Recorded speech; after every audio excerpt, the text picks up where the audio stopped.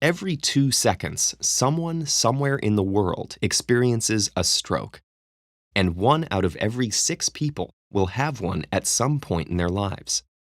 Strokes deprive brain cells of oxygen and are one of the most common causes of death and a leading cause of preventable disability.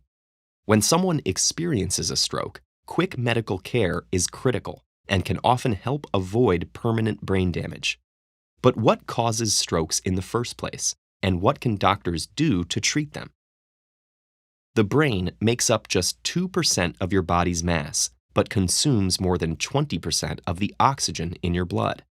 That oxygen is carried to the brain through a system of arteries. Carotid arteries supply the front of the brain, and vertebral arteries supply the back. These are connected to each other and divide into smaller and smaller vessels that get billions of neurons the oxygen they need. If the blood flow is interrupted, oxygen delivery stops and brain cells die. There are 2 ways this can happen. Hemorrhagic strokes are when a perforated vessel allows blood to leak out. But the more common type is the ischemic stroke, when a clot blocks a vessel and brings blood flow to a halt. Where do these clots come from?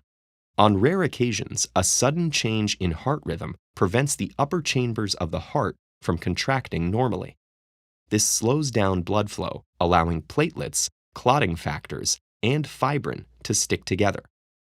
The clot can be carried up towards the arteries and blood vessels supplying the brain, until it gets to one it can't squeeze through. This is called an embolism, and it cuts off the oxygen supply to all the cells downstream. The brain doesn't have pain receptors, so you can't feel the blockage itself. But oxygen deprivation slows brain function and can have sudden, noticeable effects. For example, if the affected area is responsible for speech, an individual's words may be slurred.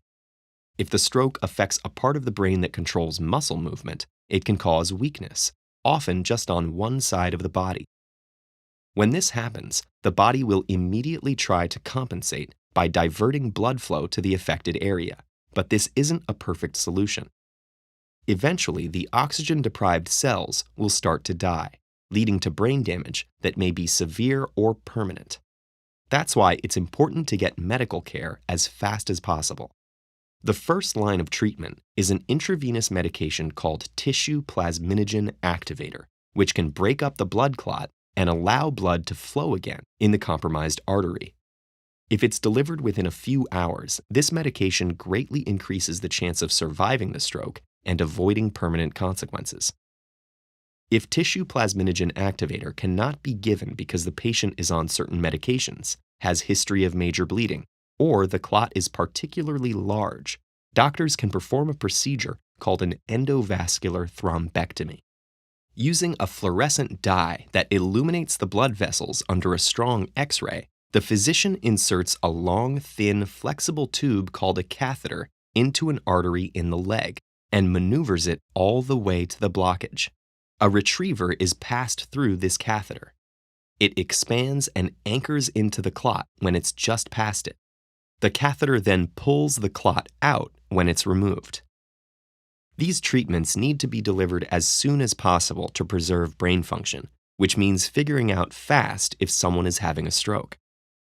So how can you tell? Here are 3 quick things to try.